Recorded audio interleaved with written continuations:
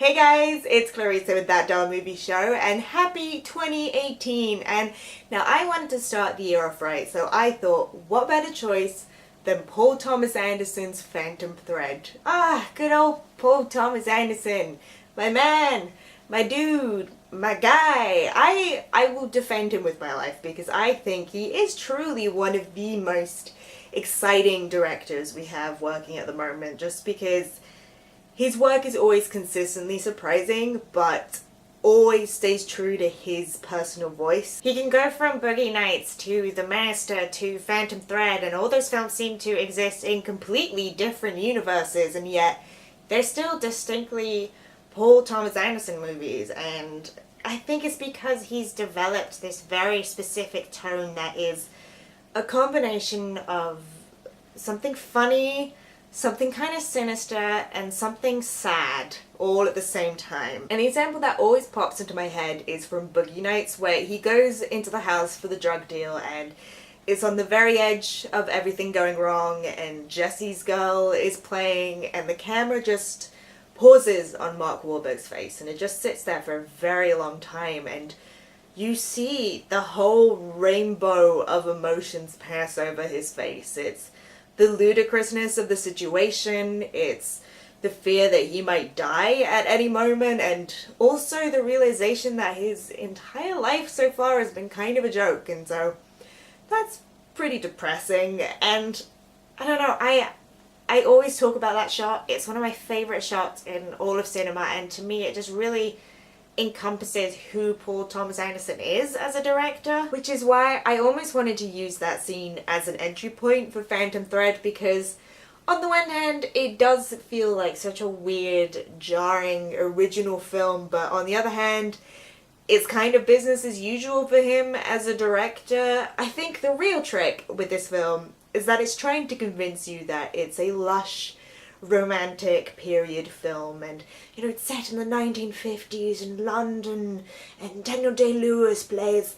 Reynolds Woodcock, who's a couture designer who dresses princesses and heiresses, and then on a country retreat he meets his Cinderella, Alma, played by Vicky Krieps, who is a clumsy nobody that he sweeps off her feet and welcomes her into his world of class and elegance and beauty, and oh, it just seems so lovely and wonderful, but ha ha ha ha ha ha ha ha ha ha.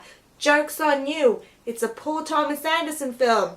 Everyone here is in desperate need of therapy. I mean, this film goes to some places, and I won't give it away, but my real takeaway from Phantom Thread was that it's about the classic muse slash genius relationship, but here the muse is actually aware that she is basically an object, that she's being taken advantage of, and so that whole relationship becomes this twisted little game, and even breakfast becomes a war zone. It's an act of defiance for her to be buttering her toast too loudly, and the sound design is incredible here. It makes the buttering sound like it's a machine gun going off, and that's where that Paul Thomas Anderson tone kicks in, because it's sadistically funny and it's really sinister, but also they have to be two pretty damaged individuals to be acting in that way, and so that's the kind of sad part of it. I guess it's still a romance film, but it's also an examination of power and illusion. You have the illusion of male genius, and Reynolds Woodcock is this very controlling, precise, eccentric visionary, yet throughout the film you see how kind of pedestrian and annoying that can be, and love, of course, is a power play. This is a very cynical film, and even fashion, to a degree, I guess, is shown to be an illusion, because you do have the idea that wearing a dress will give you as a woman power and grace and beauty, but at the same time you could argue that's just a mask, and masks can only go so deep, and I think in this film you do really see the insecurities of these women come out. And I thought the performances played so well into that tone. I know Daniel Day-Lewis has said this is his final performance, and I'm not sure I believe that. We'll just wait and see. But if this is his final performance, I think it's a fantastic one. He has so much to play with, so many layers,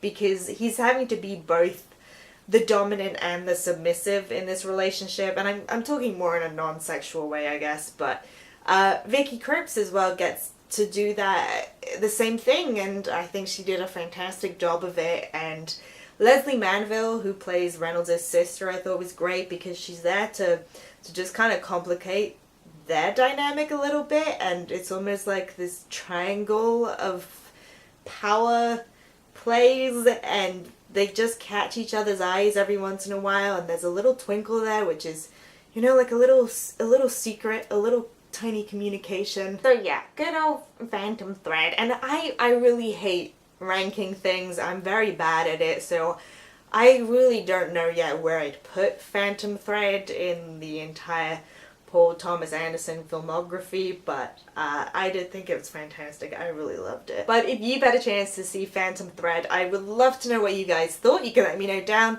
in the comments below, or you can hit me up on Twitter, details down in that description box. Also, don't forget to like and subscribe so we can hang out and talk about movies. I'll see you guys soon. Bye!